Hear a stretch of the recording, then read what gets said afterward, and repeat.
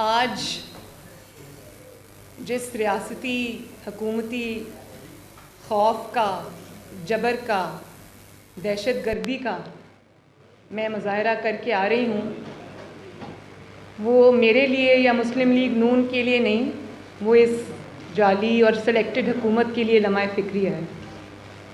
आज जिस तरह पुरअमन और निहत्ते कारकुनों के ऊपर जिस तरह पत्थर बरसाए गए, स्प्रे किया गया और जिस तरह उनके ऊपर आंसू गैस फेंकी गई, जिससे हमारे मुतअद्दिद कारकुन जो हैं वो ज़ख्मी हुए, उनके सर फटे, उनको चोटें आई हैं, मैं इसकी भरपूर मज़म्मत करती हूँ। और साथ ही साथ मैं मुस्लिम लीग नून के कारकुनों को, मुस्लिम लीग नून के उन सपोर्टर्स को जो मेरे साथ इजहार यकजहती करने, मुस्लिम लीग नून की मोहब्बत में, मियाँ नवाज शरीफ की मोहब्बत में जो आज उस जबर का सामना करते हुए वहाँ खड़े रहे, मैं उनको मीडिया की वसातत से सलाम पेश करती हूँ।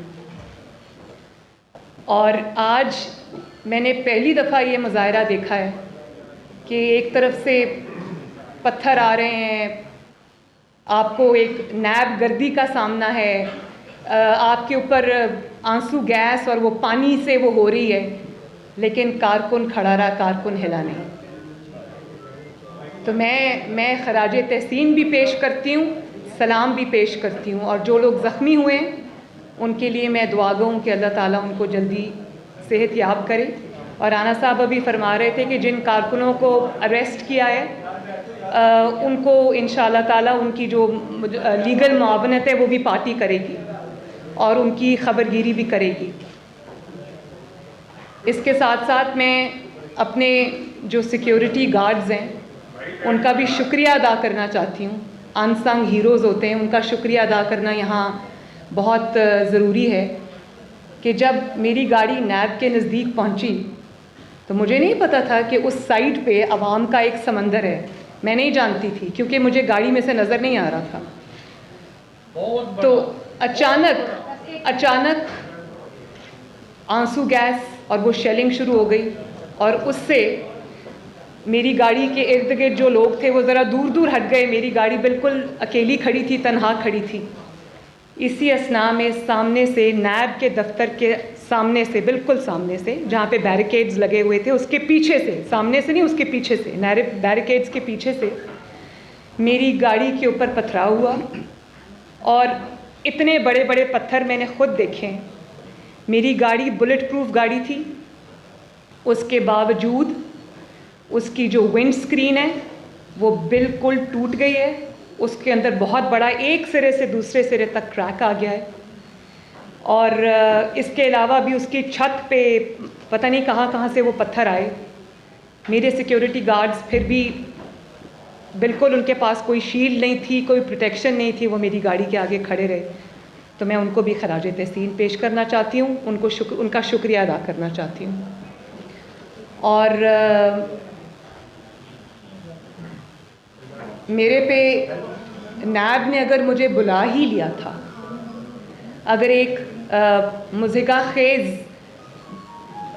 इल्ज़ाम तो लगाया नहीं, ये मेरे पास उनकी प्रेस रिलीज़ पड़ी है, ये सॉरी इनकी जो कॉल अप नोटिस है ये पड़ा है, ये मुझे परसों मौसूल हुआ है, परसों।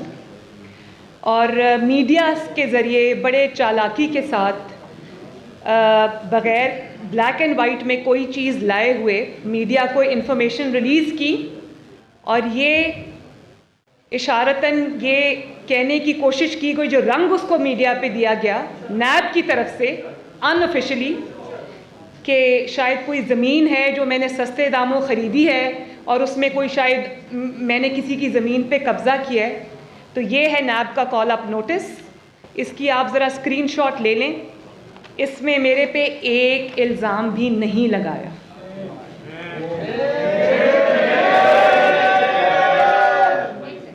एक सेकंड ज़रा सुनिए।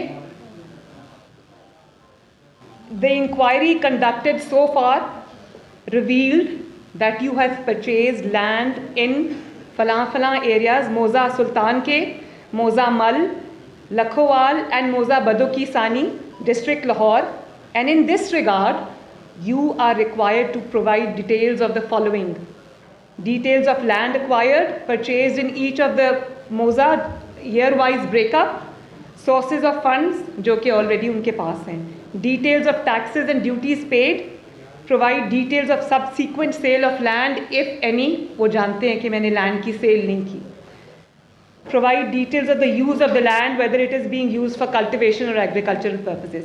ये नोटिस है, इसमें इल्ज़ाम कोई नहीं है, उसको बहुत वेग रखा गया है क्योंकि मुझे बुलाना मकसूद था। और अब मैं ये कहने में हक बजानिब हूँ कि मुझे बुलाने के पीछे, इस वेग से नोटिस के पीछे जिसमें कोई इल्ज़ाम नहीं है, मुझे बुलाने के पीछे मुझे नुकसान पहुँचाना मकसूद था। क्योंकि आज मेरे साथ जो सलूक किया गया, मैंने पाकिस्तान के 72 साल में ये होते नहीं देखा।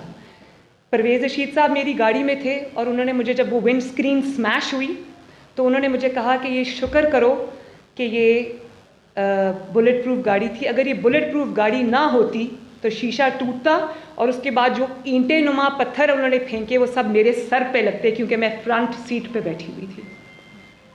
तो मैं इस चीज़ को कैसे कंस्ट्रू करूं, इस चीज़ का मैं क्या मतलब लूं, ये आप सब मेरे से बेहतर जानते हैं। लेकिन क्लियरली अगर वो बुलेट प्रूफ गाड़ी ना होती तो सामने से जिस तरह पुलिस की यूनिफॉर्म में लोग, मुझे नहीं पता वो पुलिस के थे या नहीं, लेकिन वो पुलिस की यूनिफॉर्म में थे। पंजाब पुलिस जनरली ये नहीं करती, लेकिन जिस तरह से वहाँ से वो हुआ वो मैंने अपनी आंखों से देखा। मेरे हाथ में मोबाइल था, मैंने जल्दी, क्योंकि गाड़ी हिल रही थी, पत्थर लग रहे थे, तो मैंने अपने हाथों से अपने मोबाइल कैमरा से उसकी वीडियोस बना ली और एविडेंस के तौर पे उसी वक्त उन वीडियोस को मैंने ट्वीट कर दिया। परवेज़ रशीद साहब का कहना है कि अगर वो गाड़ी बुलेट प्रूफ ना होती और उस गाड़ी की विंड स्क्रीन टूट जाती, उसके बाद जो पत्थर आ रहे थे वो मेरे सर पे लगते, मुझे लगते, और शायद वो क्लियरली मुझे जानी नुकसान पहुंचाने की एक कोशिश थी, या जानी नुकसान पहुंचता या मेरी हेड इंजरी हो सकती थी जिसमें मैं अभी अस्पताल में शायद पड़ी होती। मैं अब वो कहना नहीं चाहती। तो जिस इंतकाम गाह से मैं अभी आ रही हूँ उसकी हैसियत तो मैंने आपको बता दी। उसके बाद इन्होंने मुझे ये कहना शुरू किया कि आप अनऑफिशियली कि आप वापस चली जाएं, मैसेजेस आने शुरू हो गए इधर उधर कि आप मैंने कहा मैं तो वापस नहीं जाऊंगी। मैं नैब के दरवाजे के बाहर खड़ी रही और मैंने कहा कि क्योंकि आपने मेरे पे इतना मुझे बुलाया है एक ऐसे कॉल अप नोटिस में, तो मैं तो जवाब लेके आई हूँ, मैं तो जवाब दूंगी, मेरे पास सब जवाब हैं, मुझसे ले लें। कहा नहीं बीबी आप वापस जाएं। तो राना सनाउल्लाह साहब ने फिर उनको कहा कि वो वापस नहीं जाएंगी, आप अगर लिख के देना चाहते हैं, क्योंकि आप फिर ये कहेंगी हमने बुलाया था वो हाजिर नहीं हुई, पेश नहीं हुई। मैं तकरीबन कोई 1.5 घंटा सवा घंटा वहाँ खड़ी रही, उन्होंने दरवाज़ा नहीं खोला और अंदर छुप के बैठे रहे। और राना साहब ने फिर उनको कहा कि लिख के दें, तो वो लिख के देने को पहले तैयार नहीं थे। फिर उन्होंने अपनी कोई प्रेस रिलीज़ इशू की और कहा कि आज मरियम नवाज़ वापस जाएं, तो आज की जो उनकी पेशी है वो कैंसिल हो गई है। सवाल वहाँ पर किए जाते हैं जहाँ सवाल करने वाले का कोई किरदार हो। नैब के किरदार मुझे तो बहुत पहले से पता था, नवाज़ शरीफ साहब को बहुत पहले से पता था, राना सनाउल्लाह साहब को बहुत पहले से पता था, शाहिद खाकान अब्बासी साहब को बहुत पहले से पता था, हमज़ा शहबाज को बहुत पहले से पता था, साद रफ़ीक साहब को बहुत पहले से पता था, और भी हमारे जो मुस्लिम लीग नून के लीडर्स हैं जिनको जो नैब गर्दी का निशाना बने, वो भी सब जानते थे। लेकिन नैब के इन हथकंडों पर मोहर अब सुप्रीम कोर्ट के मुअज़्ज़िज़ जज साहिबान ने अपने रिमार्क्स और अपने फ़ैसलों के ज़रिए लगा दी। हाई कोर्ट के जजेस ने, मुअज़्ज़िज़ जज साहिबान ने अपने फ़ैसलों और रिमार्क्स के ज़रिए लगा दी, और रही सही कसर उसकी ह्यूमन राइट्स वॉच ने पूरी कर दी, जिसमें ये क्लियरली कहा गया कि नैब को पॉलिटिकल इंजीनियरिंग के लिए, पॉलिटिकल विक्टिमाइजेशन के लिए और सियासी जोड़ तोड़ के लिए, पॉलिटिकल ओपोनेंट्स को सप्रेस करने के लिए, उनको ब्लैकमेल करने के लिए, उनको दबाने के लिए और हुकूमत को बरकरार रखने के लिए नैब को जो है वो इस्तेमाल किया गया। तो इस हैसियत का, इसमें तो मेरा ख़्याल है कि ऐसी नैब के सामने पेश ना होना शायद कानून की ज़्यादा पासदारी होगी। क्योंकि नैब तो अब इन रिमार्क्स के बाद, इन फैसलों के बाद और इस दहशतगर्दी के बाद, इस इंतकाम की सियासत के बाद, इंतकामी हरबों के बाद, कार्रवाइयों के बाद, नैब तो अब एक खुद मतलूब इदारा है।